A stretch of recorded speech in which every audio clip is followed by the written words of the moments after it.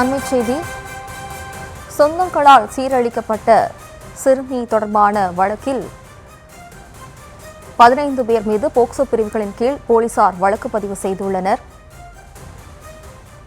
திருச்சியில் சிறுமியை பாலியல் பலாத்காரம் செய்த வழக்கில் 6 ஆண்டுகளுக்கு பிறகு 15 பேர் மீது போக்சோ பிரிவின் கீழ் போலீசார் வழக்கு பதிவு செய்துள்ளனர். கூடுதல் விவரங்களோடு இணைகிறார் நமது செய்தியாளர் கதிரவன்.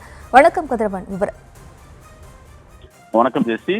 திருச்சியில் சிறுமி பாலியல் பலாத்காரம் செய்த வழக்கில் 6 ஆண்டுகளுக்கு பிறகு 5 பேர் மீது போக்சோ பிரிவின் கீழ் வழக்கு பதிவு செய்தது பெரும் பரபரப்பை ஏற்படுத்தியுள்ளது.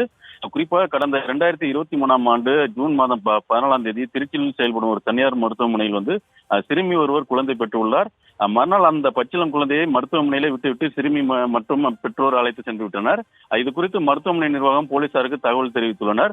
போலீசார் நடத்திய விசாரணையில் குழந்தை வளர்க்க தங்களிடம் போதிய வசதி இல்லை என்றும் பெற்றோர் கூறியதால் அந்த குழந்தையை திருச்சி குழந்தை நலக்குழுவிடம் ஒப்படைக்கப்பட்டது.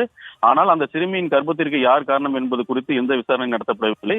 இந்த சூழலில் தான் இந்த விவகாரம் குறித்து முறையாக விசாரணை நடத்த வலியுறுத்தி டெல்லியில் உள்ள தேசிய குழந்தைகள் உரிமைகள் பாதுகாப்பு ஆணையத்திடம் இருந்து திருச்சி குழந்தைகள் பாதுகாப்பு குழுவுக்கு ஒரு கடிதம் வந்துள்ளது. அதன் அடிப்படையில் விசாரணை நடத்தப்பட்டது. அந்த விசாரணையில் பல திடீர் தகவல் வெளியானது. அந்த சிறுமி 2021ஆம் ஆண்டு 6ஆம் வகுப்பு படிக்கும் பொழுதே முதல் பாலியல் துன்புறுத்தலுக்கு ஆளாக்கப்பட்டதாக தெரிய வந்துள்ளது. இதன் பின்னர் திருச்சி 7ஆம் வகுப்பு படித்துக் கொண்டிருக்கும் பொழுது அந்த சிறுமி அவரது தாத்தா உறவு முறை கொண்ட ஒருவரும் மற்ற நண்பர்களும் சிலர் சேர்ந்து பாலியல் பலாத்காரம் செய்துள்ளனர்.